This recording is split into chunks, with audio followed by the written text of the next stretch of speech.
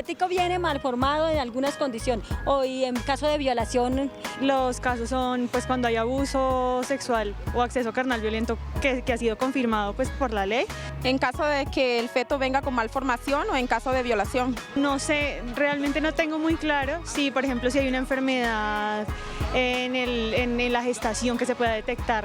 Sí, hay 3 casos, uno donde la madre está en riesgo, el segundo donde el feto viene con malformación o cuando la persona ha sido violada. Tras la sentencia C-355 del 10 de mayo de 2006 de la Corte Constitucional, la interrupción voluntaria del embarazo se despenalizó en 3 casos y se estableció como un derecho sexual y reproductivo de las mujeres en Colombia.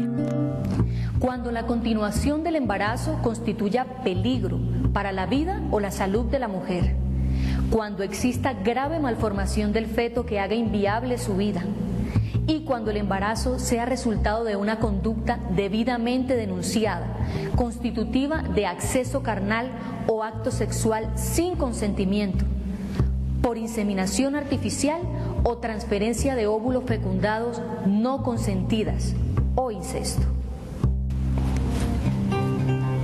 Este derecho está íntimamente ligado también al derecho a la vida, a la salud, a la integridad, a la autodeterminación y a la dignidad de las mujeres colombianas.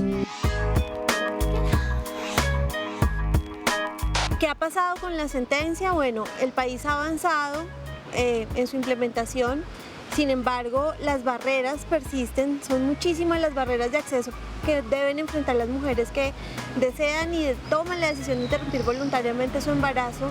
Y en esa medida, aunque el marco legal y constitucional de Colombia haya despenalizado el aborto en 3 casos, todavía es muy difícil y muy reducido el número de interrupciones voluntarias que se hacen de manera legal, segura y oportuna en el país.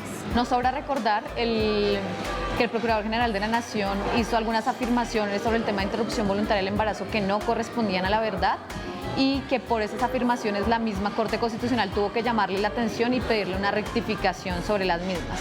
Entonces acá nos enfrentamos no solamente a la desinformación generalizada, sino adicionalmente al uso abusivo de poder por parte de algunos funcionarios que no dan la información correcta ni permiten la implementación de la sentencia.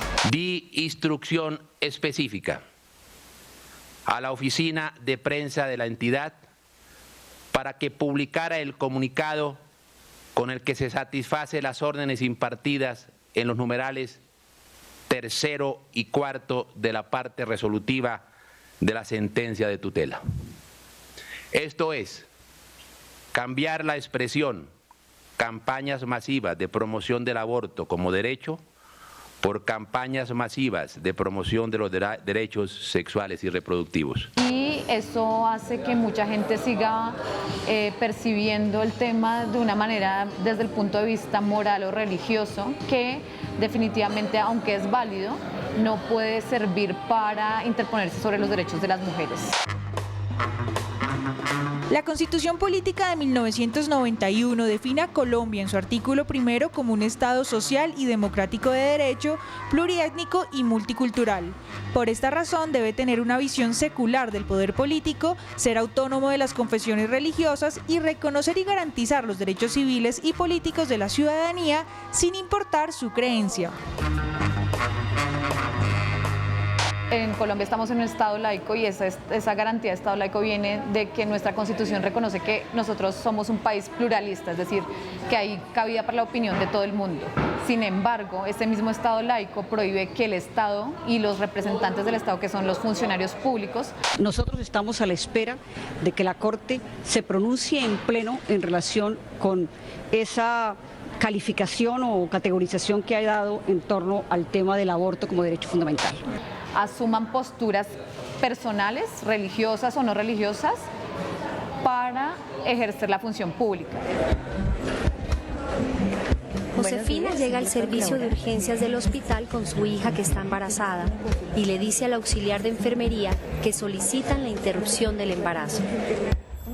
La funcionaria rechaza a Josefina y a su hija, indicándoles que en esa institución no se practica ese tipo de procedimientos que ellas están solicitando. Y empieza a plantear barreras para la atención de la menor. Mire, yo sé eso, pero es que a mi hija la violaron. Yo fui a la EPS, me mandaron directamente para acá porque me dijeron que me la podían atender, o si no, créanme, yo me voy para otra parte. Además, a mí me dieron la denuncia. Me dijeron que con la copia de la denuncia aquí me la podían atender, mire. Los casos que se presentan diariamente de barreras en mujeres que desean interrumpir el embarazo son muchos. La Mesa por la Vida y la Salud de las Mujeres en su servicio jurídico atiende un promedio de 30 casos al mes de mujeres que han tomado la decisión de interrumpir voluntaria y legalmente su embarazo y se enfrentan a barreras de distintos tipos. Las EPS, por ejemplo, a veces no tienen información correcta, remiten a la paciente a lugares que no le corresponden, a veces se demoran muchísimo tiempo en tomar una decisión y por esa serie de prácticas la Superintendencia Nacional de Salud está investigando empresas promotoras de salud precisamente. Un caso muy sonado fue el de Comeva EPS, que en Cúcuta no garantizó la prestación de servicio de interrupción voluntaria del embarazo para una niña de 13 años que había sido violada. Y esta EPS fue investigada y sancionada por la Superintendencia Nacional de Salud con una sanción de 750 salarios mínimos. En Colombia, la ley reconoce el derecho de las mujeres a decidir por un aborto legal, seguro y oportuno, en caso de violación, inseminación artificial, transferencia de óvulo no consentida o incesto. Estás en posición de decidir.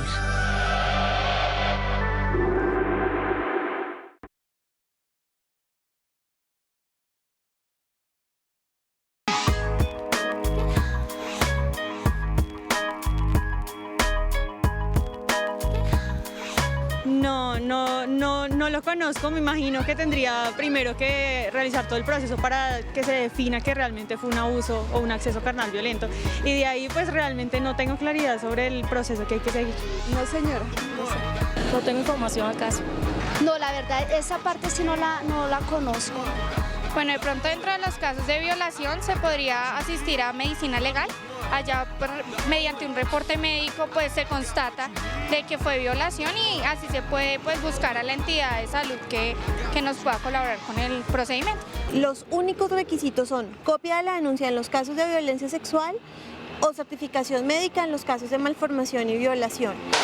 Los únicos requisitos son copia de la denuncia en los casos de violencia sexual o certificación médica en los casos de malformación y violación. Entre las prácticas prohibidas más comunes se encuentran imponer requisitos adicionales como dictámenes de medicina forense, órdenes judiciales, exámenes de salud que no son practicados de manera oportuna o autorización de los familiares o de cualquier otra persona, juntas médicas que impliquen demoras o se vuelvan una barrera en la atención. Realizar el procedimiento sin el consentimiento de la mujer, incluso el de las menores de 14 años. Descalificar conceptos expedidos por psicólogos.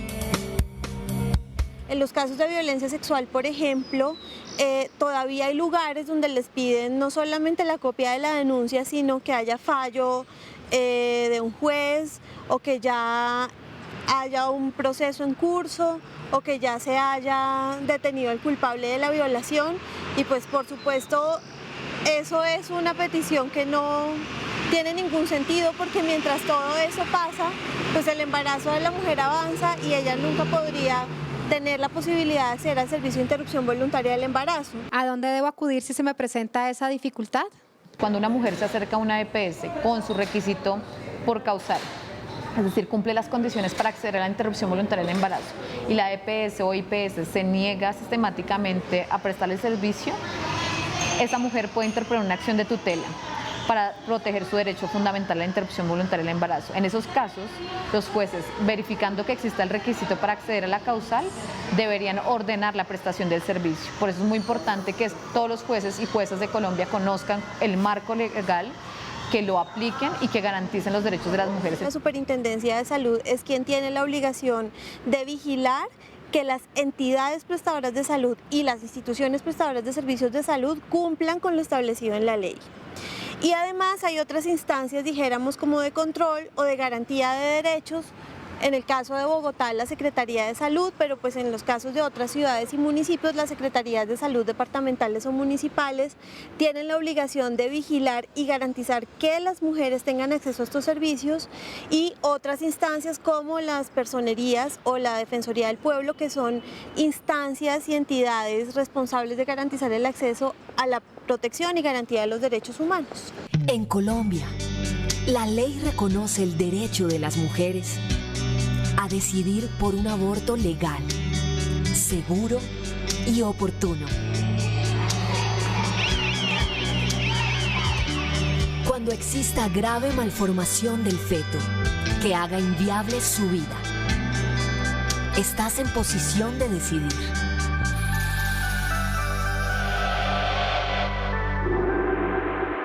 Como recomendaciones al Ministerio Nacional, que es la entidad responsable de garantizar pues, el acceso a servicios médicos, una y la más importante es brindar toda la información necesaria a prestadores de servicios de salud y a las mujeres en general sobre el derecho que existe en Colombia para interrumpir voluntariamente el embarazo y sobre la responsabilidad que tienen los prestadores de garantizar el acceso a un derecho fundamental como es el derecho a la salud. El Ministerio le cabe, dijéramos, toda la responsabilidad de diseñar estrategias que permitan superar las barreras en términos de acceso, en términos de las dificultades que tienen los prestadores para entender y comprender de qué se trata el tema de la despenalización, y en términos de disponer de los prestadores de salud que tengan la capacidad de prestar estos servicios sin ningún tipo de barreras. Este es la publicación C-355-2006, contiene los extractos en español y en inglés de la sentencia C-355-2006 de la Corte Constitucional, que garantizó el derecho a la interrupción voluntaria para las mujeres en toda Colombia, mujeres y niñas en toda Colombia, a partir de este año. Y por otra parte está el manual que se llama Lo que hay que saber sobre el aborto legal, y contiene varias partes. Una primera parte con preguntas frecuentes sobre el tema de aborto, que incluyen temas como por ejemplo si un aborto duele o cómo se realiza. Una segunda parte sobre el marco legal que existe para la realización de la interrupción voluntaria del embarazo, es decir, todas las reglas, lo que se puede o no se puede hacer. Una tercera parte con un gráfico que explica cómo acceder a una interrupción voluntaria del embarazo en los 3 casos legales. Y por último, una descripción de casos reales con buenas y malas prácticas del servicio de salud. Ambas publicaciones están disponibles en nuestra página web, que es www.womenslinkworldwide.org. Se pueden descargar libremente y están a su disposición. La atención debe ser oportuna, de manera que no pasen más de 5 días entre la solicitud y la realización del procedimiento. En casos de abuso sexual, violación o incesto, debe ser inmediata y atenderse como una urgencia médica. Además, las instituciones y los profesionales de la salud deben facilitar el proceso mediante un trato cuidadoso, seguro, con confidencialidad y privacidad, respetando siempre la decisión de la paciente. El hecho de que en el país el aborto esté despenalizado para estos 3 casos es un paso muy importante en términos de la garantía de los derechos de las mujeres, pero nos falta todavía mucho camino por recorrer. Primero, para que la sentencia se implemente de manera efectiva, y segundo, para entender que el escenario ideal que mejor garantiza los derechos de las mujeres es el escenario de la despenalización total.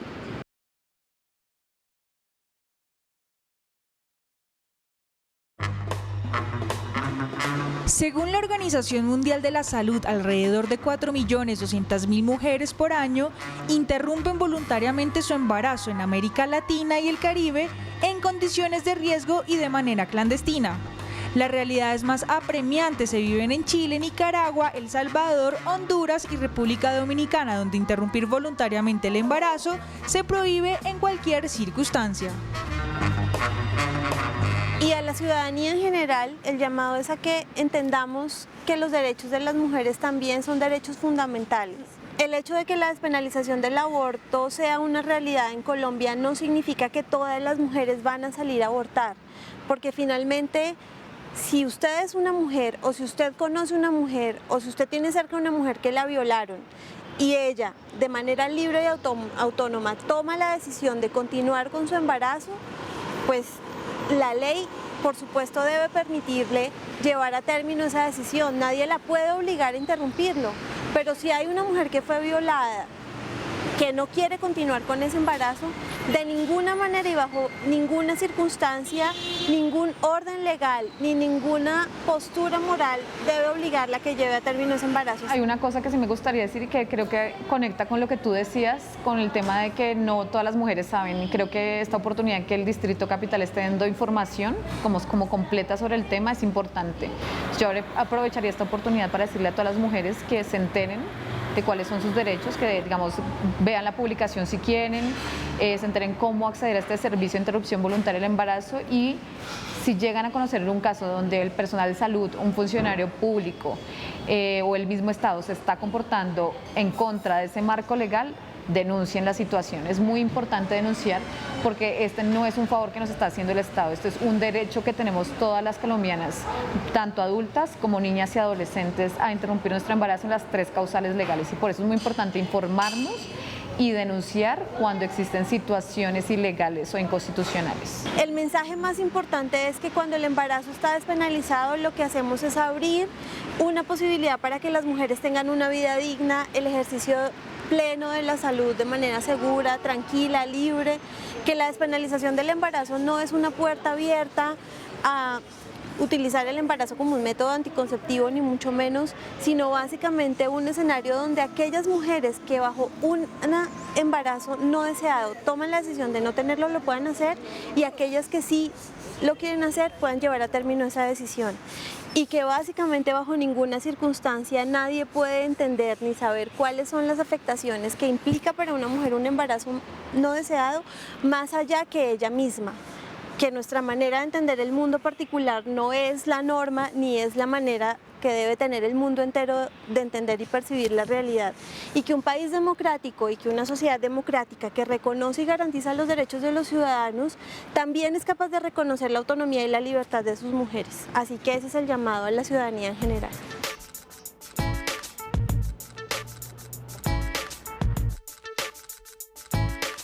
¿Cómo hacer entender que la ley no obliga a las mujeres a interrumpir su embarazo, sino a tener una opción en caso de querer hacerlo? El aborto es una decisión muy difícil, y más en esta sociedad tan conservadora. En ese sentido, digamos que uno entiende si hay muchas personas que no lo quieren hacer.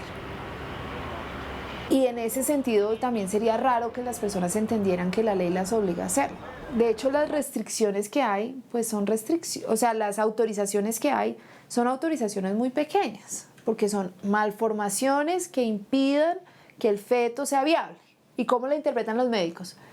Si pueden nacer y vivir 5 horas, es viable. Entonces, someter a una mujer a todo un embarazo, a la expectativa de tener un hijo, al duelo de tener un hijo, todo esto porque puede sobrevivir 5 horas. Entonces, digamos que ahí yo creo que hay una mala interpretación de los médicos, pero también es cierto que esa causal es una causal restringida. ¿Cómo entender a las y los profesionales médicos? Los médicos en buena parte tampoco es que sean todos ultraconservadores que no quieren hacer, sino que les da miedo interpretar la ley, porque pues no son abogados, no están entrenados, no son jueces. Entonces se han inventado los médicos unos procedimientos súper enredados porque ninguno quiere quedar con la papa caliente en las manos, porque en realidad lo que hizo la Corte Constitucional fue ponerle la papa caliente a los abogados, ponerle la papa caliente a los fiscales, que si reciben o no reciben la orden, la denuncia de violación, etcétera, etcétera. Entonces todo el mundo está asustado. ¿Cómo hacer entender que no se trata de un debate moral, sino de un debate social? Si nos tomáramos más en serio la idea de la igualdad religiosa, si nos tomáramos más en serio la libertad de conciencia, podríamos pasar por lo menos a otro nivel del debate, ¿sí? Y es, ¿qué es lo que de verdad nos asusta? ¿Qué es lo que de verdad nos asusta? Si tenemos todos estos niños no deseados, si tenemos estos problemas, digamos, importantes para hacernos cargo de los niños que ya tenemos, ¿qué es lo que nos asusta? Que no valoremos lo suficiente la vida, pero es que aquí no la valoramos. Es que acá tenemos una de las tasas de homicidio más altas del mundo, tenemos un conflicto armado, tenemos una inversión del presupuesto altísimo en la guerra. Entonces, ¿cómo vamos a decir que es que las mujeres no valoran la vida si en realidad? Entonces, ¿qué es lo que está en juego? Y en última, si uno mira, pues mucho de lo que está en juego es tener un cierto control sobre la vida de las mujeres, porque las mujeres siguen siendo las que se hacen cargo de los niños, siguen siendo moralmente responsables por lo que les pasa a los niños, siguen siendo económicamente responsables por lo que les pasa a los niños, y cambiar eso es algo que parece que como sociedad no estamos dispuestos a aceptar. Digamos, todavía como sociedad tendríamos que sentarnos a discutir qué es lo que nos asusta del aborto y por qué, digamos, eso que nos asusta, pues tenemos que enfrentarlo, tenemos que hablar de eso y tenemos como que movernos hacia adelante. Los datos que tenemos sobre la fecundidad, que nos muestran que el 50% de los embarazos no son planeados y que el 25% de todos los embarazos que terminan, digamos, o de los hijos que se tienen, son no deseados. 25%, no solo no planeados, sino no deseados. Eso es triste, de verdad. O sea, el 25% de las personas que nacen en hogares donde las personas no quisieran que hubieran nacido. Yo creo que a los hijos solo hay que tenerlos porque uno los va a querer. Digamos, si no, no tiene ningún otro sentido.